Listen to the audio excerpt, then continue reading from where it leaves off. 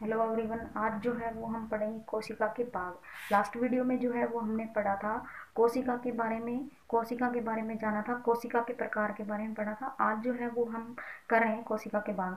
मुख्य रूप से कोशिका के जो भाग हैं वो 12 होते हैं, तो इन सभी को हम डिटेल से पढ़ेंगे। जो हमारे पास कॉम्पिटिटिव एग्जाम में क्वेश्चन पूछे जाते हैं वो भी हम कवर करेंगे। तो सबसे पहले जो है इनके साथ हम जान लेते हैं इन कोशिका की संरचना।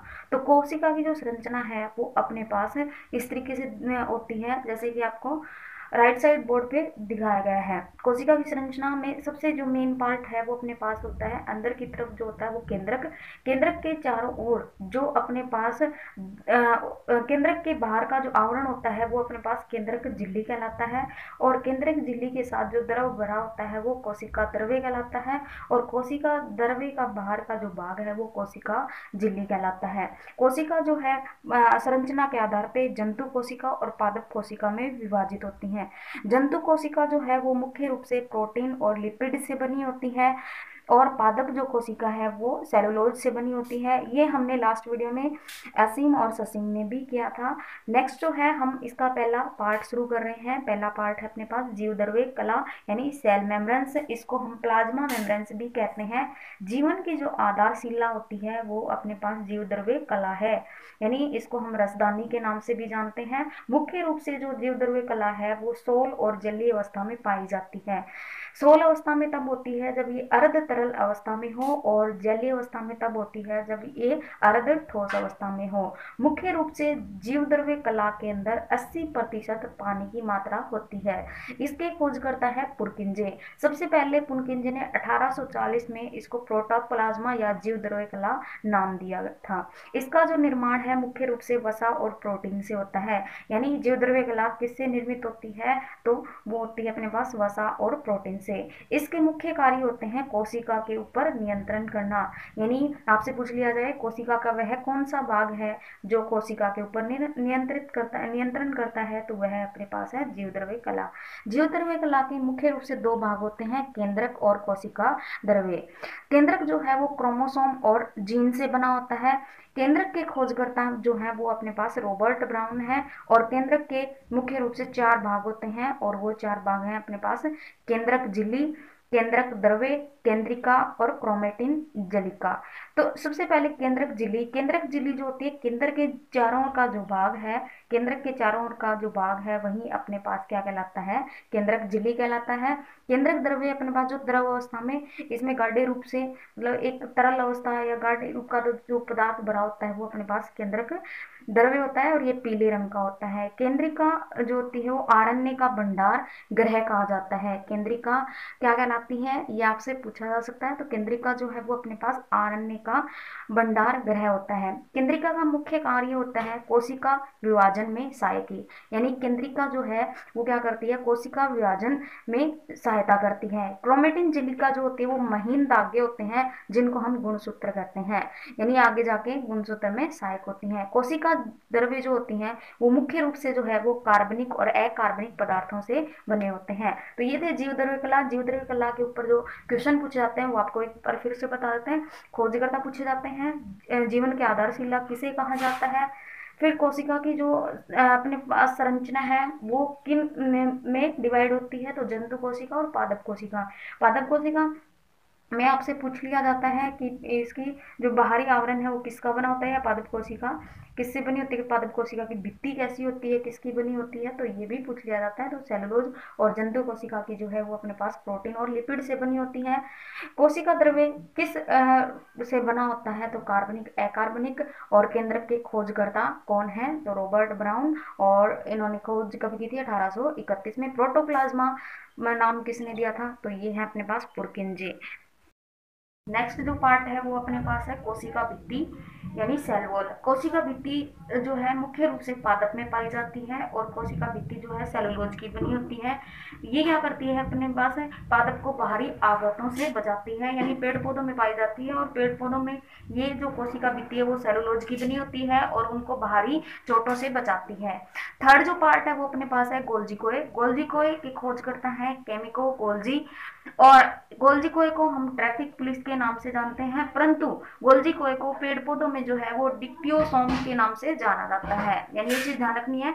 बाकी जितने भी लिविंग ऑर्गेनिज्म है उन सभी में इसको हम ट्रैफिक पुलिस कहते हैं, और पेड़ पौधों में हो तो डिप्टियोसोम कहा जाता है।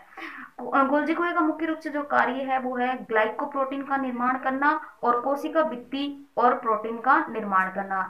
यानी अपने पास पेड़ पौधों में पूछ लिया जाए तो कोशिका भित्ति और प्रोटीन का निर्माण करती है, परंतु अदर जो लिविंग ऑर्गेनिज्म में पूछा जाता है तो ग्लाइकोप्रोटीन का निर्माण करती है। फोर्थ जो पार्ट है वो अपने पास है माइटोकॉन्ड्रिया, और माइटोकॉन्ड्रिया की जो खोज करता है वो है रिचर्ड अल्टमैन, और इसको हम शक्ति केंद्र, बिजली का घर यानी पावर हाउस कहते हैं। यानी माइटोकॉन्ड्रिया का नाम पूछा जाता है, बिजली घर किसे कहा जाता है, शक्ति केंद्र किसे कहा जाता है, या पावर हाउस किसे कहा जाता है, ये इंग्लिश में भी दे देते हैं काफी बार, तो इस चीज का ध्यान रखना है। ये अपने पास माइटोकॉन्ड्रिया होता है। माइटोकॉन्ड्रिया का जो मुख्य रूप से कार्य होता है प्रोटीन संश्लेषण में सहायक करना। अब गोल्जी कोए और माइटोकॉन्ड्रिया में एक समानता है, और वो है अपने पास कि ये जो है वो जीवाणु और हरे नीले शैवालों में नहीं पाए जाते। यानी आपसे पूछ लिया जाए कि कोशिका का वह कौन सा भाग है जो अपने पास जीवाणु और हरे नीले शैवालों में नहीं पाए जाते, तो वो अपने पास है माइटोकॉन्ड्रिया और गोल्जी कोए। केंद्रक हमने पढ़ा ही था, केंद्रक के खोजकर्ता जो है वो अपने पास है रॉबर्ट ब्राउन, और केंद्रक को डिटेल से हमने जीव द्रव्य में पढ़ा था। नेक्स्ट जो है वो अपने पास है लवक। लवक के खोजकर्ता जो है वो अपने पास है हैकल। 1864 में इन्होंने पादपों में देखा था। तो लवक जो है वो अपने पास पादपों में पाया जाता है। लवक की मुख्य रूप से दो झिल्लियां होती हैं। लवक दो वर्णों में बांटा जाता है, वर्णी और अवर्णी। वर्णी लवक वो होते हैं जो रंगीन होते हैं, और अवर्णी वो होते हैं जो अपने पास रंगहीन होते हैं, यानी जिनका कोई रंग नहीं होता। काफी बार हमें पूछ जाता है सेब का लाल रंग किसके कारण होता है, किस लवक के कारण पाया जाता है, तो जो लाल रंग है सेब का, टमाटर का, हरी मिर्च का, ये जो है वो अपने पास है वर्णी लवक के कारण पाए जाते हैं।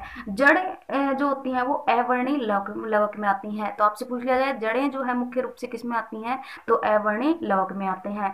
इनका रंग वगैरह जो है टमाटर का कैसा किसके कारण होगा, सेब का कैसे होता है, क्यों होता है, ये जो है वो हम नेक्स्ट वीडियो में पढ़ेंगे। आज जो है वो हम कोशिका के भाग कर रहे हैं। नेक्स्ट जो है अपने पास है लाइसोसोम।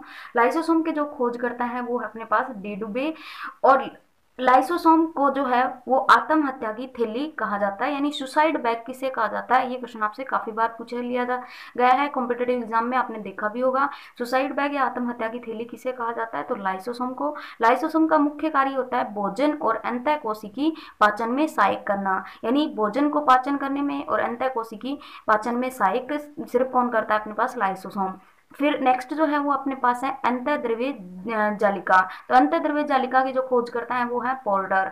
ये जो है वो प्रोटीन और लिपिड की का निर्माण करती है। मुख्य रूप से ये क्वेश्चन है बहुत ही कम देते हैं इससे, अंतःद्रव्य जालिका से। ज्यादातर जो क्वेश्चन है वो आपके लाइसोसोम, लवक और राइबोसोम, माइटोकॉन्ड्रिया जो अब तक पढ़े हैं उनमें से इन्हीं से सबसे ज्यादा पूछे जाते हैं। और ये जो है अंतःद्रव्य जो जालिका है वो कोशिका द्रव्य में जाल चपटी कोशिकाओं से बनी होती है। फिर नेक्स्ट जो है इंपॉर्टेंट है आपका राइबोसोम। राइबोसोम के जो खोज करता है वो है पेलाडे, और इसको प्रोटीन की फैक्ट्री कहा जाता है। तो इस चीज का ध्यान रखना, ट्रैफिक पुलिस किसे कहते हैं, आत्महत्या की थैली किसे कहते हैं, शक्ति केंद्र किसे कहते हैं, प्रोटीन की फैक्ट्री किसे कहते हैं। अब तक ये जो क्वेश्चन आए हैं आपके चारों जो है वो मोस्ट इंपॉर्टेंट है, ये आपने देखे होंगे, मोस्टली कॉम्पिटेटिव एग्जाम में पूछे गए हैं। तो राइबोसोम को हम प्रोटीन की फैक्ट्री कहते हैं। ये जो है वो आरएनए और प्रोटीन से बनी होती है, और इसका मुख्य कार्य होता है प्रोटीन संश्लेषण में। नेक्स्ट जो है वो अपने पास है तारकाय। तारकाय को हम सेंट्रोसोम या डिप्लोसोम भी कहते हैं। इसके खोज करता है टी बोयरी, और इन्होंने जंतु कोशिका में इसकी खोज की थी। ये जो मुख्य रूप से कोशिका विभाजन में सहायक होता है, और इसी से ये क्वेश्चन पूछा जाता है डिप्लोसोम सेंट्रोसोम के खोजकर्ता और किसमें मुख्य रूप से सहायक होता है और किसमें पाया जाता है, यही क्वेश्चन बनते हैं इसके। नेक्स्ट जो है वो अपने पास है स्पिरोसोम। स्पिरोसोम जो है वो अपने पास वसा संश्लेषण में सहायक होता है और राइबो न्यूक्लियस एंजाइम में सहायक होता है। तो इससे खास कोई क्वेश्चन नहीं पूछा जाता। नेक्स्ट जो है आपका फिर मोस्ट इंपॉर्टेंट है गुणसूत्र यानी क्रोमोसोम। क्रोमोसोम से जो है वो आपसे डिफरेंट क्वेश्चन पूछे जाते हैं। पहले तो इसका नामकरण किसने किया था, वोल्डेयर ने इसका नामकरण किया था। इसको वनस्पति कोशिका में सबसे पहले कोरल विल्हेम बोन ने खोजा था और बोबेरॉय ने इसको सिद्ध किया था, परंतु नामकरण पूछा जाता है या सीधे हमें पूछा जाता है गुणसूत्र के खोजकर्ता, तो हमें वोल्टेयर ही बताने हैं, तो वोल्टेयर ने इसका नामकरण किया था। ये जैसे आपको दिखाया गया है कि गुणसूत्र किस रूप से उपस्थित होते हैं, डायग्राम में आपको दिखाया गया है। मैट्रिक्स होता है, फिर से पेलिकल होता है, फिर अर्ध गुणसूत्र, और फिर जो है अपने पास है गुणसूत्र। और गुणसूत्र जो होते हैं वो अपने पास डीएनए और स्टोटिन नामक प्रोटीन से बने होते हैं। यानी काफी बार हमें पूछ लिया जाता है कि गुणसूत्र जो है वो किस प्रोटीन से बने होते हैं, तो स्टोटिन प्रोटीन से बने होते हैं। मनुष्यों में गुणसूत्र की जो संख्या होती है वो कितनी होती है, 46। और जोड़ों में भी काफी बार पूछ लेते हैं, तो जो वो जोड़े होते हैं गुणसूत्र के वो 23 जोड़े होते हैं। वैसे आपसे पूछ लिया जाए तो 46 है। समान और असमान भी पूछ लेते हैं हमें, तो समान जो होते हैं वो 22 जोड़े होते हैं और असमान जो है वो एक जोड़ा होता है। अगर आपसे वैसे पूछ लिया जाए कुल समान कितने होंगे, तो आप इसका 2 टाइम कर देना, यानी 44 44 हो जाएंगे, और अलग पूछ लिया जाए तो 2 हो जाएंगे। फिर आपसे पूछा जाता है कुत्तों में गुणसूत्र कितने होते हैं और मक्खी में कितने होते हैं, तो कुत्तों में जो होते हैं वो 78 और मक्खी में जो है वो अपने पास 12 गुणसूत्र होते हैं।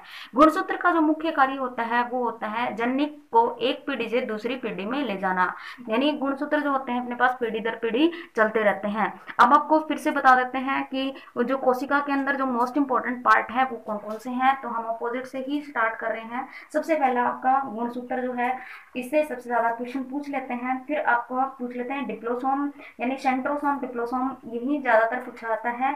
फिर जो आपसे पूछा जाता है राइबोसोम, केंद्रक के खोजकर्ता ज्यादातर पूछे जाते हैं। लाइसोसोम भी आपसे पूछा जाता है। माइट्रोकॉन्ड्रिया और लवक में जो है वो आपको नेक्स्ट वीडियो में कराएंगे, उसमें आपसे वर्णक पूछा जाता है कि गाजर का रंग किस जो रंग है वो किसके कारण होता है, किस प्रोटीन के कारण, हल्दी का रंग किसके कारण होता है, तो ये जो है वो नेक्स्ट में करेंगे हम। और फिर आपसे पूछ लेते हैं गोल्जी कोए और जीवद्रव्य कला और कोशिका भित्ति किसकी बनी होती है, तो ये सबसे ज्यादा आपसे पूछे जाते हैं। Thank you. Like share and subscribe.